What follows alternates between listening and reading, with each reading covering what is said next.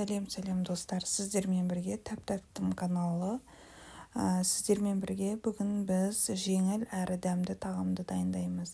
Яғни тез әрі жеңіл дайындалатын асқазанға жағымды тамақ дайындаймыз. Бірінші өсімдік майын алып, қыздырып, оның үстіне керек күрішімізді салып, қуырып аламыз.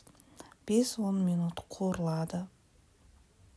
5 минутқа дейін қуырсаңыздар болады. Күріштің сортына байланысты қуырып, одан кейін үстінен, мысалы жарты кесе күріш қуырсаңыз, үстінен толық бір кесе су құямыз. Сөйтіп күрішімізді 3-4 деген режимге қойып, жай бұқтырып пісіреміз. Дара-дара болып, күрішіміз езіліп кетпес үшін, дара-дара болу үшін біз бірінші өсімдік майына қуырып аламыз. Сол кезде күріштеріңіз әдемі болып түседі. Осылай қайнатып, осылай тұзымызды қосып бұқтырып қоямыз. Енді подлив дайындаймыз.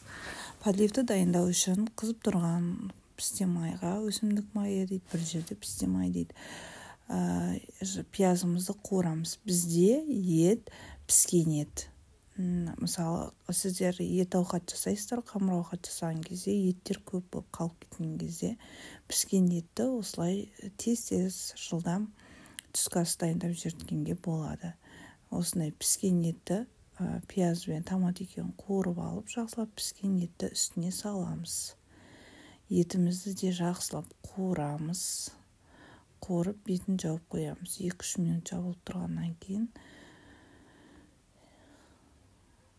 етімізді саламыз.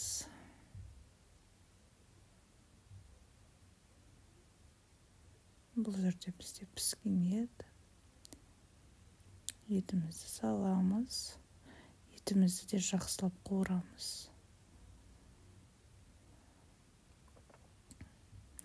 Қандай тағам түрлерін көргіңіз келеді, қандай тағамдарды ұнатасыздар, соны жазып отырсаңыздар, мен сіздерге рецепт түсіріп беріп отырамын.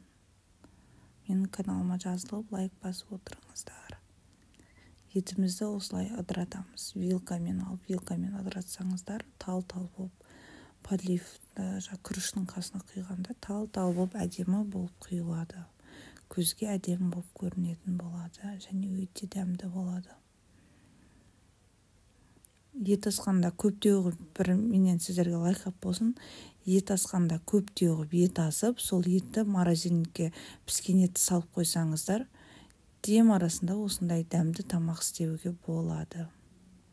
Күрішіміз дайын, подливіміз дайын. Міне, біздің бүгінгі жасаған туындымыз осы. Сіздермен болған Тәп-тәптім. Каналымызға жазыламыз, лайк басамыз. Сіздерге рахмет, ас болсын.